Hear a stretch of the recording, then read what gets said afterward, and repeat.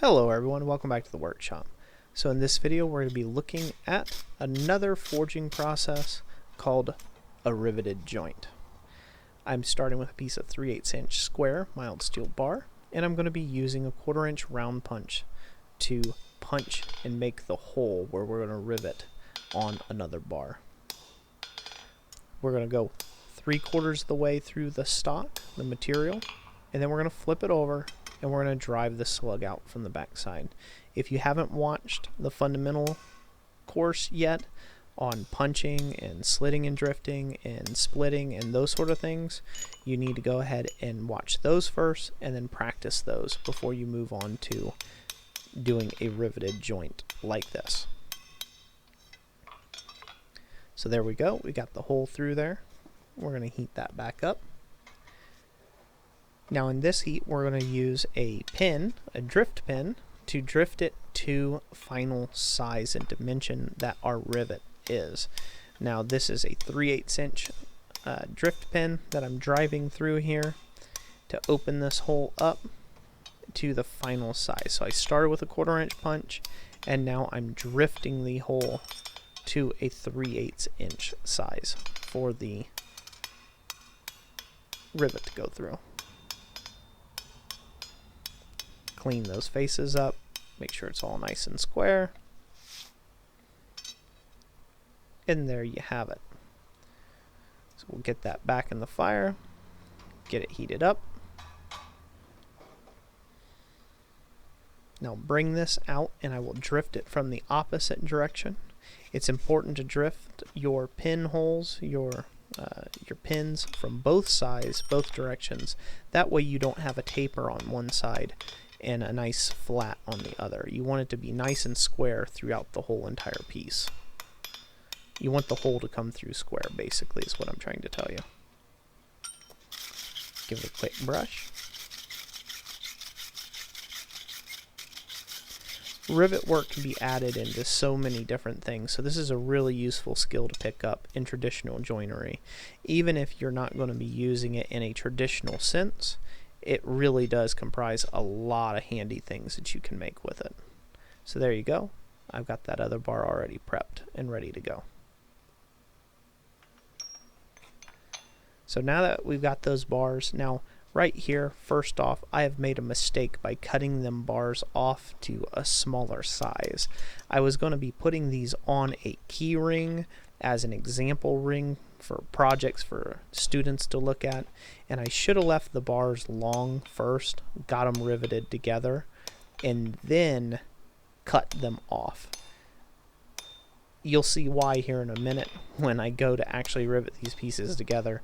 I spent a lot of time fiddling with this, trying to get these things to hold it. I didn't have the correct tongs to hold it, and the thing was just kind of falling and flopping all around for the place. I was in a rush to get ready for a class I was teaching, so I was just filming this as I went. So don't make that mistake.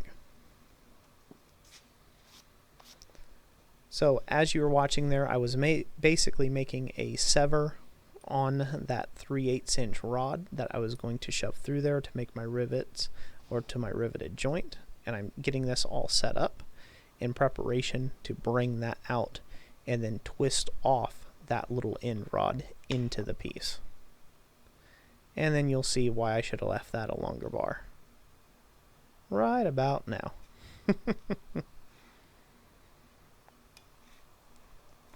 So that required me to have to go grab tongs that I should have had ready to begin with. Again, like I said, ladies and gentlemen, it's all about orchestrating that process.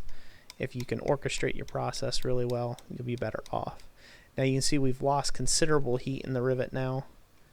What would that pin, and now it's not going to go too well for us. So it would have been better if that rivet, to be a hot rivet, you are on a time clock for this. So it's good to have all your stuff set up in advance. One of the other things you see me do here, I'm keep tapping the two surfaces to be riveted together back to each other, because if I were to continue to upset this piece while those pieces are apart like that, you would never get them to drive back together.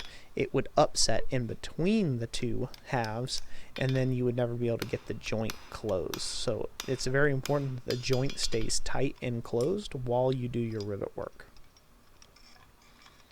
So you're going to see here in a second, I'm going to give up on this, and I'm going to go stick it in the fire and get it hot again. That is not always a luxury that you have in architectural work or any sort of, decorative ironwork. Just because this piece is so small and fidgety and I'm working on it here, I have the opportunity to stick it back in the fire.